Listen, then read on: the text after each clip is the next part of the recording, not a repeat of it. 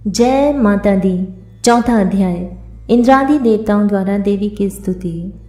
महर्षि मेधा बोले, देवी ने जब पराक्रमी दुरात्मा महिषासुर को मार गिराया और असुरों की सेना को मार दिया, तब इंद्रादि समस्त देवता अपने सिर तथा शरीर को झुकाकर भगवती की स्तुति करने लगे। जिस देवी ने अपनी शक्ति से यह जगत व्याप्त किया है और जो संपूर्ण देवताओं तथा महर्षियों की पूजनीय है, उस अंबिका को हम भक्ति पूर्वक नमस्कार करते हैं। वह हम सब का कल्याण करे। जिस अतुल प्रभाव और बल का वर्णन भगवान विष्णु, शंकर और ब्रह्मा जी भी नहीं कर सके, वही चंडिका देवी इस संपूर्ण जगत का पालन करे और अशुभ भय का नाश करे। पुण्यात्माओं के घरों में तुम स्वयं लक्ष्मी रूपा हो और पापियों के घरों में तुम अलक्ष्मी रूप हो, और सत्कुल में उत्पन्न होने वालों के लिए तुम लज्जा रूप होकर उनके घरों में निवास करती हो। हम उस दुर्गा भगवती को नमस्कार करते हैं। हे देवी, इस विश्व का पालन करो। हे देवी, हम तुम्हारे अचिंत्य रूप का किस प्रकार वर्णन करें। असुरों के नाश करने वाले भारी पराक्रम तथा समस्त देवताओं और दैत्यों के विषय में जो तुम्हारे पवित्र चरित्र हैं, उनको हम किस प्रकार वर्णन करें। हे देवी, त्रिगुणात्मिका होने पर भी तुम संपूर्ण जगत की उत्पत्ति का कारण हो। हे देवी, भगवान विष्णु, शंकर आदि किसी भी देवता ने तुम्हारा पार नहीं पाया। तुम सबकी आश्रय हो। यह संपूर्ण जगत तुम्हारा ही अंश रूप है, क्योंकि तुम सबकी आदिभूत प्रकृति हो। हे देवी, तुम्हारे जिस नाम के उच्चारण से संपूर्ण यज्ञों में सब देवता तृप्ति लाभ करते हैं, वह स्वाहा तुम ही हो। इसके अतिरिक्त तुम पितरों की तृप्ति का कारण हो, इसलिए सब आपको स्वधा कहते हैं। हे देवी, वह विद्या जो मोक्ष की देने वाली है, जो अचिंत्य महाज्ञान स्वरूपा है, तत्वों के सार को वश में करने वाले, संपूर्ण दोषों को दूर करने वाले, मोक्ष की इच्छा वाले मुनिजन जिसका अभ्यास करते हैं, वह तुम ही हो। तुम वाणी रूप हो और दोष रहित ऋग तथा यजुर्वेदों की एवं उद्गीत और सुंदर पदों के पाठ वाले सामवेद की आश्रय रूप हो। तुम भगवती हो।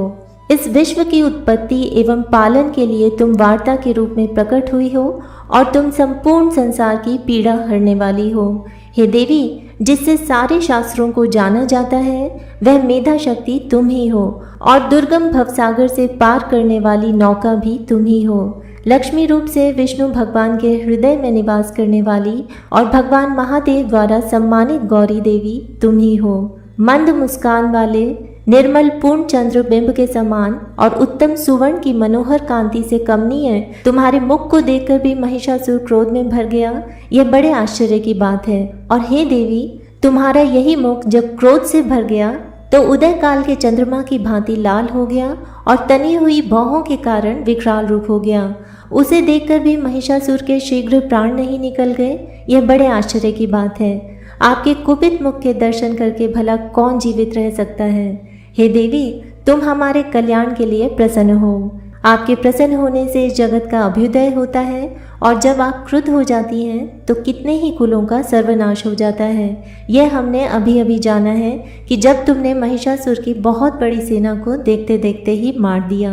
हे देवी, सदा प्रताप देने वाली तुम जिस पर प्रसन्न हो जाती हो, वही देश में सम्मानित होते हैं। उनके धन यश की वृद्धि होती है, उनका धर्म कभी शिथिल नहीं होता है, और उनके यहाँ अधिक पुत्र पुत्रियाँ और नौकर होते हैं। हे देवी, तुम्हारी कृपा से ही धर्मात्मा पुरुष प्रतिदिन श्रद्धा पूर्वक यज्ञ करता है और धर्मानुकूल आचरण करता है, और उसके प्रभाव से स्वर्गलोक में जाता है, क्योंकि तुम तीनों लोकों में मनवांछित फल देने वाली हो।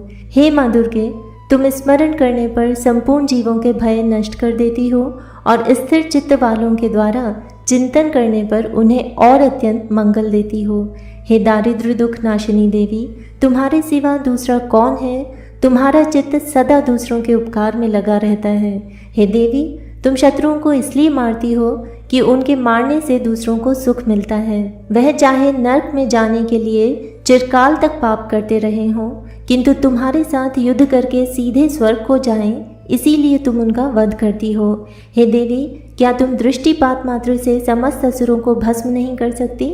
अवश्य ही कर सकती हो, किंतु तुम्हारा शत्रुओं को शस्त्रों के द्वारा मारना इसलिए है कि शस्त्रों के द्वारा मरकर वे स्वर्ग को जावें। इस तरह से हे देवी, उन शत्रुओं के प्रति भी तुम्हारा विचार उत्तम है। हे देवी, तुम्हारे उग्र खड़ग की चमक से और त्रिशूल की नोक की कांति की किरणों से असुरों की आंखें फूट नहीं गईं, उसका कारण यह था कि वे किरणों से शोभायमान तुम्हारे चंद्रमा के समान आनंद प्रदान करने वाले सुंदर मुख को देख रहे थे। हे देवी, तुम्हारा शील बुरे वृत्तांत को दूर करने वाला है और सबसे अधिक तुम्हारा रूप है जो ना तो कभी चिंतन में आ सकता है और ना जिसकी दूसरों से कभी तुलना ही हो सकती है। तुम्हारा बल व पराक्रम शत्रुओं का नाश करने वाला है। इस तरह तुमने शत्रुओं पर भी दया प्रकट की है। हे देवी, तुम्हारे बल की किसके साथ बराबरी की जा सकती है तथा शत्रुओं को भय देने वाला इतना सुंदर रूप भी और किसका है। हृदय में कृपा और युद्ध में निष्ठुरता, यह दोनों बातें तीनों लोकों में केवल तुम ही में देखने में आई हैं। हे माता, युद्ध भूमि में शत्रुओं को मारकर तुमने उन्हें स्वर्गलोक में पहुंचाया है। इस तरह तीनों लोकों की तुमने रक्षा की है तथा उन उन्मत्त असुरों से जो हमें भय था उसको भी तुमने दूर किया है। तुमको हमारा नमस्कार है। हे देवी, तुम शूल तथा खड़ग से हमारी रक्षा करो तथा घंटे की ध्वनि और धनुष की टंकार से भी हमारी रक्षा करो। हे चंडिके, आप अपने शूल को घुमाकर पूर्व, पश्चिम, उत्तर तथा दक्षिण दिशा में हमारी रक्षा करो। तीनों लोकों में जो तुम्हारे सौम्य रूप हैं तथा घोर रूप हैं, उनसे हमारी रक्षा करो तथा इस पृथ्वी की रक्षा करो। हे अंबिके, आपके कर पल्लवों में जो खड़ग, शूल और गदा आदि शस्त्र शोभा पा रहे हैं, उनसे हमारी रक्षा करो। महर्षि बोले कि इस प्रकार जब सब देवताओं ने जगत माता भगवती की स्तुति की और नंदनवन के पुष्पों तथा गंध अनुलेपनों द्वारा उनका पूजन किया और फिर सब ने मिलकर जब सुगंधित व दिव्य धूपों द्वारा उनको सुगंधि निवेदन की, तब देवी ने प्रसन्न होकर कहा, हे देवताओं, तुम सब मुझसे मनवांछित वर मांगो। देवता बोले, हे भगवती, तुमने हमारा सब कुछ कार्य कर दिया है। अब हमारे लिए कुछ भी मांगना बाकी नहीं रहा, क्योंकि तुमने हमारे शत्रु महिषासुर को मार डाला है। हे महेश्वरी, तुम इस पर भी यदि हमें कोई वर देना चाहती हो तो बस इतना वर दो कि जब जब हम आपका स्मरण करें तब तब आप हमारी विपत्तियों को हरण करने के लिए हमें दर्शन दिया करो। हे अंबिके, जो कोई भी तुम्हारी स्तुति करे तुम उनको वित्त समृद्धि और वैभव देने के साथ ही उनके धन और स्त्री आदि संपत्ति बढ़ावे और सदा हम पर प्रसन्न रहें। महर्षि बोले, हे राजन, देवताओं ने जब जगत के लिए तथा अपने लिए इस प्रकार प्रश्न किया तो बस तथास्तु कहकर देवी अंतर्धान हो गई। हे भूप, जिस प्रकार तीनों लोकों का हित चाहने वाली वह भगवती देवताओं के शरीर से उत्पन्न हुई थी, वह सारा वृत्तांत मैंने तुझसे कह दिया है। और इसके पश्चात दुष्ट असुरों तथा शुंभ निशुंभ का वध करने और सब लोगों की रक्षा करने के लिए जिस प्रकार गौरी देवी के शरीर से उत्पन्न हुई थी, वह सारा वृत्तांत मैं यथावत वर्णन करता हूँ। जय माता दी।